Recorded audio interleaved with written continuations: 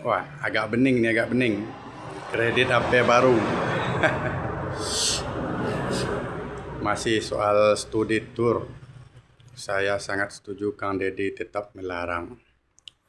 Dan sekarang Om Farhan, Wali Kota Bandung, mulai agak membangkang.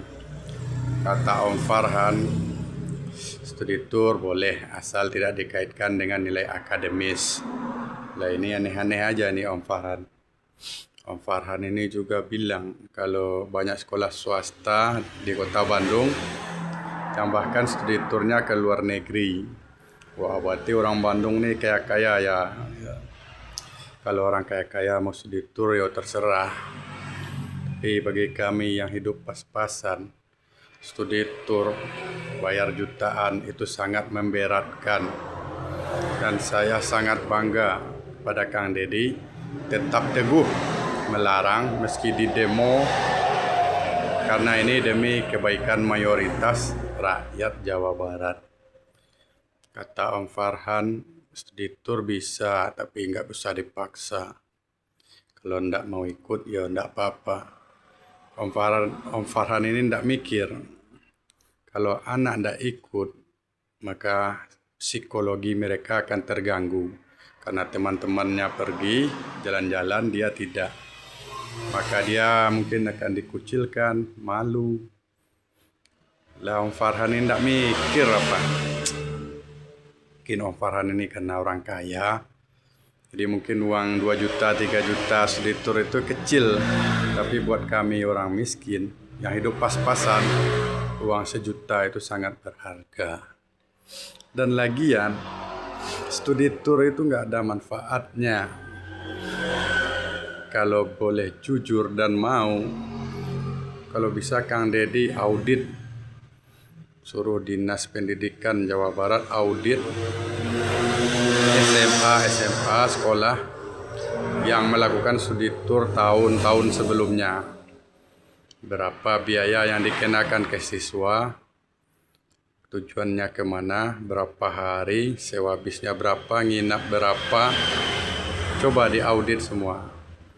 Pasti ujung-ujungnya iuran siswa berlebih. Sebenarnya studi tur ini cuma cari uang tambahan buat sekolah. Karena saya juga mengalami, ini saya di Jawa Tengah.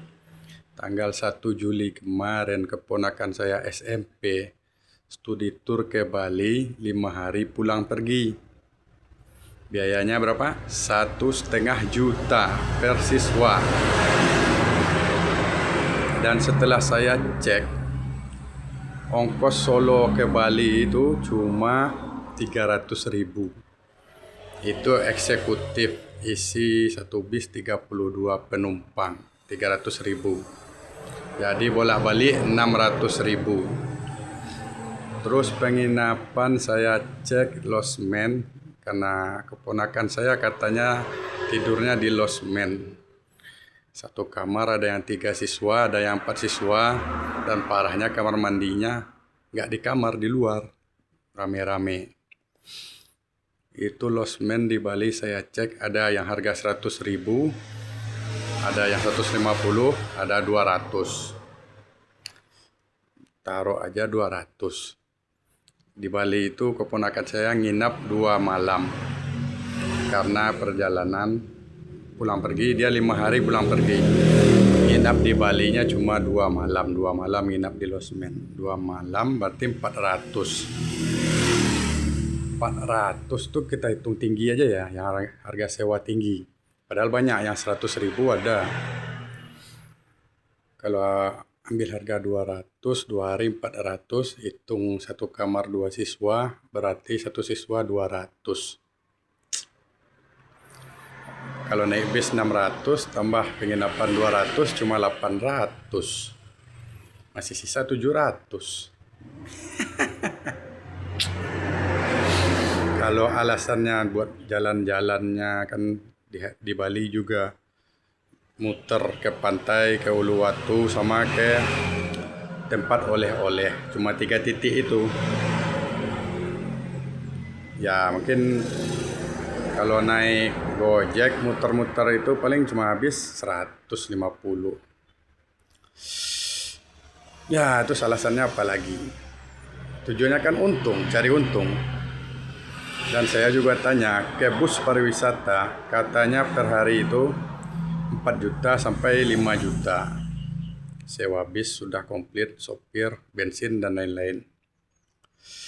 Jadi kalau kita ambil aja harga tertinggi 5 juta per hari, bus pariwisata itu isinya 50 sampai 60. Kita hitung aja 50. 5 juta bagi 50 siswa, berarti satu siswa 100.000. 100.000 sehari. 5 hari berarti cuma 500.000. Ini dikenakan biaya 1.500.000. Udahlah, studi tour itu tujuannya cuma cari uang buat itu sekolah. Ya, saya cari tambahan. Jadi jangan bebankan kami rakyat miskin dengan studi tour. Dan saya senang Kang Deddy tetap teguh melarang studi tour. Dan semoga Om Farhan ini sadar. Tapi kalau mungkin karena orang Bandung kaya raya semua, ya tidak apa-apa juga, silahkan studi tour. Terus kalau misal di jalan ada kecelakaan, ada apa sekolah tanggung jawab? Kan tidak. Keponakan saya itu di pantai, ada foto dia berdiri di kayak batu karang dengan 3 orang temannya. Kalau jatuh gimana? Apa gurunya tanggung jawab? Kan tidak. Ya kita tahu aja lah. Nyampe parkiran, paling guru bilang nanti jam 4 kumpul di sini lagi ya. Lah, anak-anak itu bebas berkeliaran main kemana-mana. Lah kan satu bis itu katanya cuma ada 2 guru, 1 komite yang mendampingi. Tidak ada, nyampe parkiran cuma dikasih jam 4 kumpul lagi di parkiran. Anak-anak bebas pergi kemana saja. Jadi sebenarnya ini kebijakan terbaik yang bikin saya pertama kali saya suka mendukung Kang Deddy ya ini, karena saya mengalami keponakan saya itu udah 2 kali pergi studi tour. Sementara penghasilan kami cuma pas buat makan, bahkan kadang kurang. Ayah keponakan saya itu cuma buruh pabrik, UMR-nya 2.300.000. Harus bayar buat studi tour 1,5. Jadi gaji 1 bulannya habis buat studi tour. Nggak ikut, mental anak kena, nanti anak diasingkan. Dan anehnya cuma Kang Deddy yang tahu ini masalah ini, yang sadar kalau studi tour itu memberatkan bagi kami rakyat miskin. Gubernur-gubernur lain tidak peduli. Gubernur saya, Gubernur Jawa Tengah, Pak Lutfi, malah kemarin nyindir-nyindir Kang Deddy. Nyindir kalau pejabat suka ngonten sampai dipraktekin gini, halo cash. Tapi Pak Lutfi ini juga nggak paham.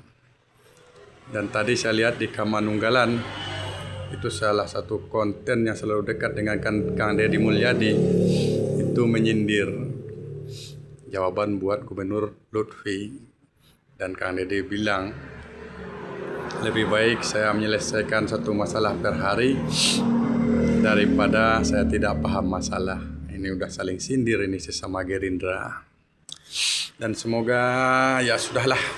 Yang penting Kang Deddy sehat, warga Jawa Barat senang, bahagia, sejahtera. Walaupun saya bukan warga Jawa Barat, tapi saya senang ada pemimpin yang paham masalah rakyat kecil, rakyat miskin seperti kami ini.